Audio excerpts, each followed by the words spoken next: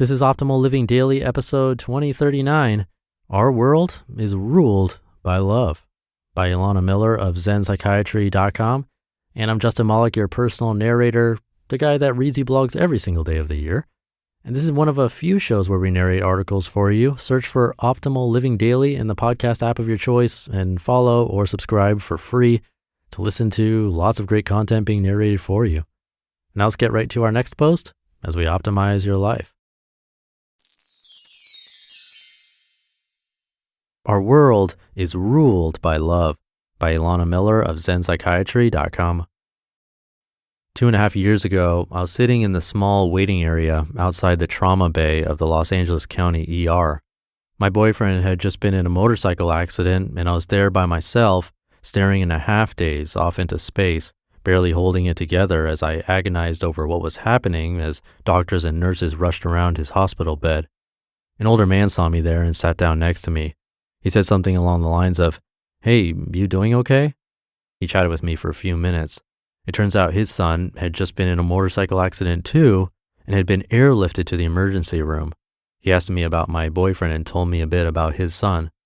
To be honest, my mind was a million miles away during this conversation, and I don't even really remember the details of what was said.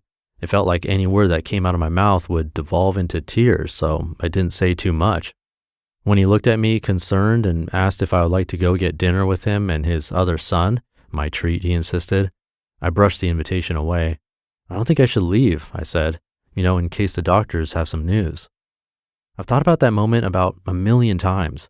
I was too preoccupied to show any appreciation at the time, but that man, a total stranger whose son was probably in worse condition than my boyfriend, cared about me and my well-being.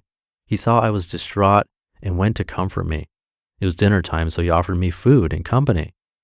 Our world is ruled by love. Later in the evening, my boyfriend needed a CT and so was wheeled off to the scanner. It was hospital policy that I couldn't go with him, so I asked the nurse about 1,000,000 questions. "Where are you going? How long will it take? When will you be back? How will I know if something's happened?" Off he went, and I found some windowsill in the corner of the hospital, put my head in my hands, and started sobbing. I was there maybe 45 minutes when the same nurse came up to me. I'm not even sure how she found me and imagine she must have been searching around for a while. She said there was a delay in my boyfriend getting his CT scan and offered that I could come sit with him in the radiology waiting area. She said, "It's against the rules, but don't worry about that." She said she had been thinking about me. "I just figured you'd be down here worrying and upset, and your boyfriend wants you up there too, so I came down to get you." She said it casually, but the action was driven by compassion.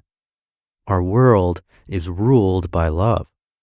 Later in the night at about 1 a.m., my boyfriend was in surgery and I was in the small waiting room on one of the upper floors of the hospital outside the operating rooms. It was a waiting room I had walked by mindlessly 1,000 times as a medical student. LA County is where I did my medical training, and now I was the one inside the room instead of walking by. The only other person there was a young Mexican man whose uncle was having lung surgery for cancer. I picked up an old Oprah magazine sitting on one of the side tables, but my eyes couldn't focus on it, so I just held it on my lap. The young man started chatting with me and asked me who I was waiting for. He seemed to sense that even though I was trying to keep it together, I desperately needed reassurance. He started regaling me with stories of the amazing care his family members and friends had gotten at LA County, which I found especially endearing because I used to work there. "These doctors are really good," he insisted. "Your boyfriend is going to be fine." For some reason, I asked him if he thought my boyfriend would be able to be discharged the next day. "Yeah, I'm sure of it," he said. "They're good here. He'll be out of here in no time."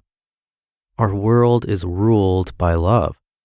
These are just a few stories from one night, and there are countless more acts of kindness I've experienced. There was the time, in a brilliant move, I thought it'd be a good idea to hold my oversized wallet in my tiny shorts pocket as I carried groceries from the market to my car. Surprise, surprise, the wallet fell out somewhere in the parking lot. I didn't realize my mistake until an hour later and anxiously rushed back to the market, expecting the wallet to be long gone. I went into the store and asked the first employee I came across if anyone had turned in a lost wallet. She went to a drawer and pulled my wallet out. Is this it? Our world is ruled by love. Even when there is hate, it's not because there's a lack of love, but rather because there are obstacles to love being fully expressed. Sometimes we are afraid that our own needs won't be met. Sometimes we forget that we are all interconnected, that my joy is your joy, and that my pain is your pain. After all, when you see a beautiful sunset, it's not just your joy, it's ours.